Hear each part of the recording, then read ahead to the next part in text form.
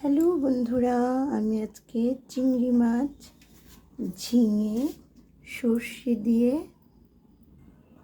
সব মেখে ভাপে করব। তার জন্য ঝিঙে কুচি করে রেখেছি। এখন এটার মধ্যে চিংড়ি মাছগুলো, এগুলো বড় সাইজেরই চিংড়ি, দিয়ে দিলাম সবগুলো। এখন এটার মধ্যে আমি হলুদ,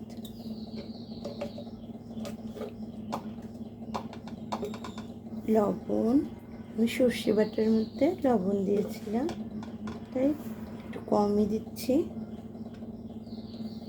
সর্ষে বাটা,